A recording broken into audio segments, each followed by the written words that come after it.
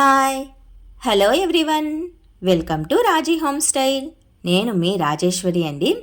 ఈరోజు రాజీ హోమ్స్టైల్లో నోటికి రుచిగా ఏదైనా స్పైస్గా, టేస్టీగా, సింపుల్గా ఏదైనా మంచి రుచిగా తినాలనిపించినప్పుడు అప్పటికప్పుడు చేసుకునే ఎగ్సేమియా రెసిపీని ఈరోజు ఈ వీడియోలో చూసేద్దామండి. ఈ ఎగ్సేమియాని సింపుల్గా 10 మినిట్స్లో చేసుకోవచ్చు. పిల్లల నుంచి పెద్దల వరకు అందరూ ఇష్టంగా తినేస్తారు.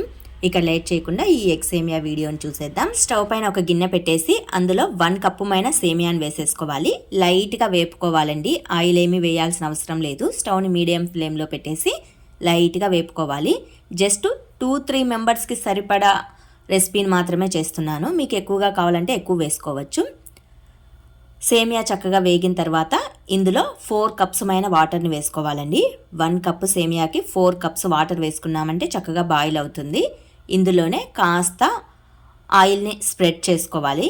1 టేబుల్ స్పూన్ ఏం అవసరం లేదు, జస్ట్ లైట్గా స్ప్రెడ్ చేసుకోండి. ఇందులోనే సాల్ట్ కూడా వేసేసుకొని చక్కగా బాయిల్ చేసుకోవాలి. సేమియాని మనం చేత్తో ముట్టుకుంటే మెత్తగా అయ్యే విధంగా, నొక్కితే కనుక 2గా డివైడ్ అయ్యే విధంగా ఉడికించుకుంటే సరిపోతుంది. మరీ ఎక్కువగా మెత్తగా ఉడికించుకోవాల్సిన అవసరం లేదు. ఇలా ఉడికించుకున్న తర్వాత వాటర్ని అంతా వంపేసుకోవాలండి. సేమియాని ఫిల్టర్ చేసుకోవాలి.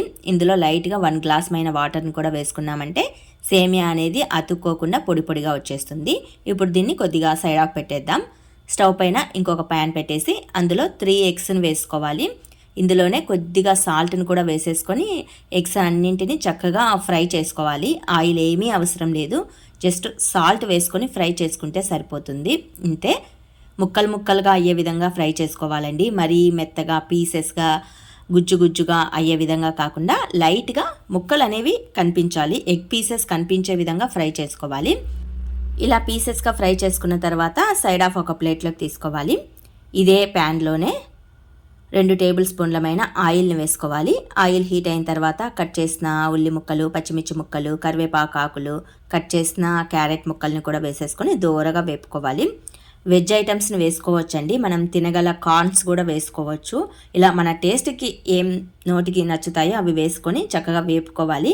అవి బాగా వేగిన తర్వాత ఉడికించిన సేమియాని అలాగే ఫ్రై చేసుకున్న ఎగ్ పీసెస్ని వేసేసుకొని చక్కగా కలియ దిప్పేసుకోవాలి. ఇందులోనే కొద్దిగా పసుపు లైట్గా యాడ్ చేసుకోండి.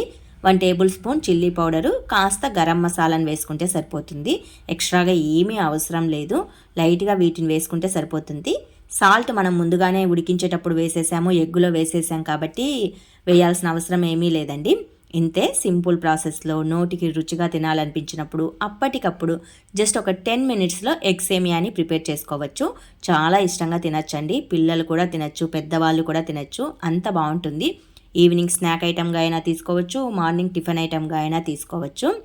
మరి మీకు ఈ ఎగ్ సేమియా ప్రిపరేషన్ వీడియో నచ్చినట్లయితే మీరు కూడా కంపల్సరీగా ఒకసారి మీ ఇంట్లో ట్రై చేసి మీకు ఎలా కుదిరిందో నాకు కామెంట్ సెక్షన్లో తెలియజేయండి. More of videos kosam do subscribe my channel. Thanks to watch this video.